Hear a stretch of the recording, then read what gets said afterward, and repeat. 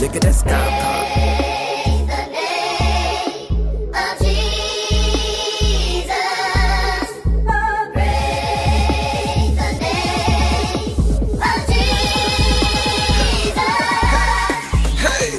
Welcome back to that God Power channel. This is the channel where we're going to unlock the God Power that's laying dormant on the inside of you. But first today, what we're going to do is we're going to finish breaking down the book of Mark. Now, I know that I left off on chapter 7, so we'll start on chapter 8. And by the end of today, we will be on chapter 16 and all the way done with it. So that is the plan. Hopefully you join me at this end of the year push and learn something. But with no further ado, let's jump into chapter 8.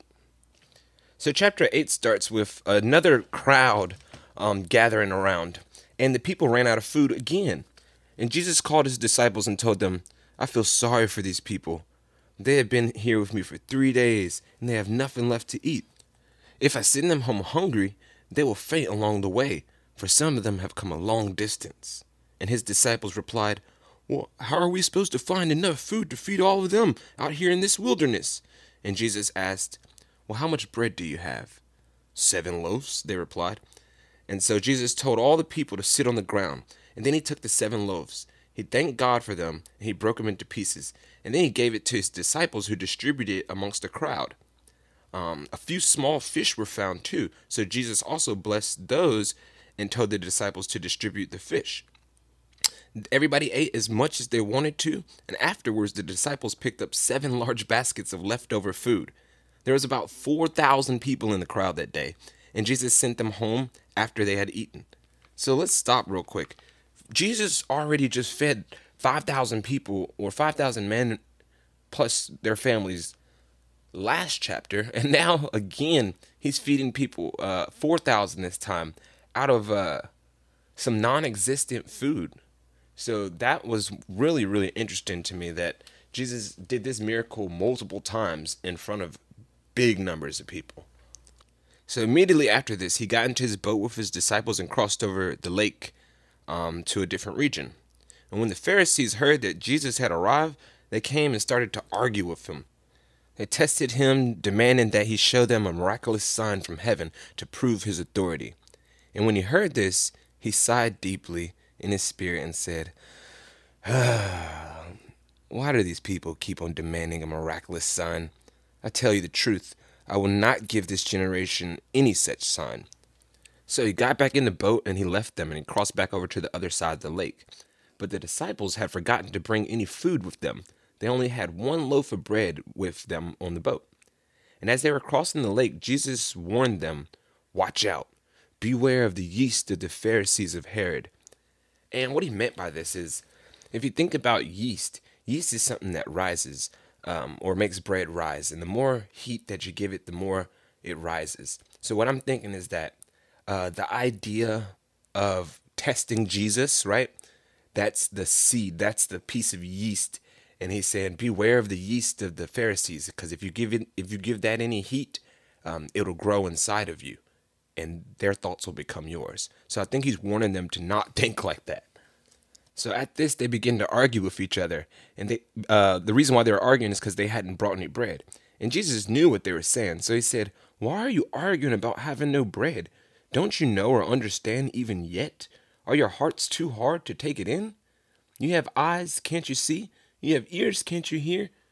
Don't you remember anything at all when I fed the 5,000 with the 5 loaves of bread? How many baskets of leftovers did you pick up afterwards? 12. They said. And when I fed 4,000 with 7 loaves, how many large baskets of leftovers did you pick up? 7. Don't you understand yet? He asked them.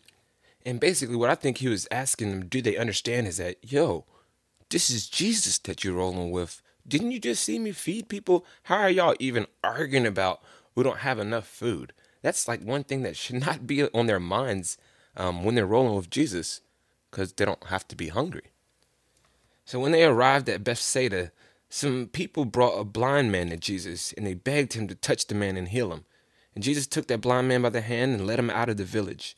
Then, spitting on the man's eyes, he laid his hands on him and asked, Can you see anything now? And the man looked around and said, Yes. And he said, I see people, but I can't see very clearly. They look like trees walking around. And then Jesus pressed his hands on the man's eyes, and his eyes were opened. His sight was completely restored, and he could see everything clearly. Jesus sent him away, saying, "Don't go back into the village on your way home."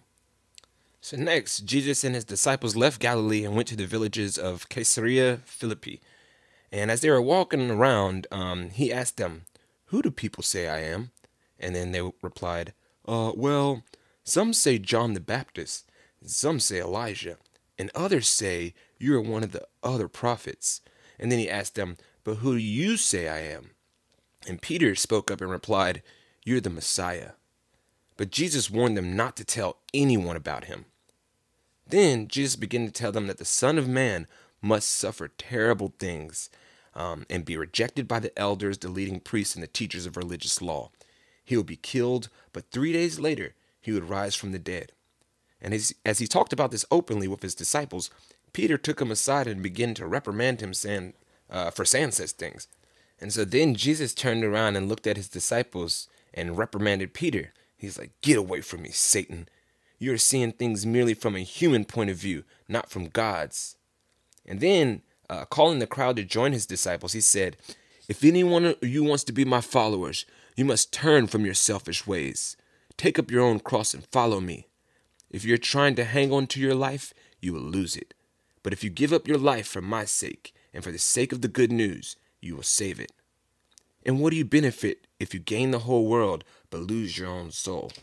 Is anything worth more than your soul? If anyone is ashamed of me and my message in these adulterous and sinful days, the Son of Man will be ashamed of that person when he returns in the glory of his Father with the holy angels." And that's the end of chapter 8. So basically, Jesus and his disciples, they walked around, they healed a couple people in this chapter, and Jesus dropped some gems. One of the things I wanted to point out is this is the first time he told the disciples about the prophecy of his death. It will come up multiple times in this chapter, but this is the first time that he does it. And they're stunned as you see Peter's like, "Oh, ho, ho, ho, hey, what did you talk about, Jesus?" And Jesus knew what he was talking about, so he reprimanded him back like, "Hey, get away from me, Satan," meaning that Peter's ideas for why he was trying to stop Jesus wasn't pure. It wasn't coming from God. And so that's the end of chapter 8. Let's go ahead and break down chapter 9 in the next video. Hopefully you join me along this journey. And I want you guys to have a beautiful, wonderful day. And remember that you got that God power. I got that God power. Hallelujah, hallelujah, hallelujah.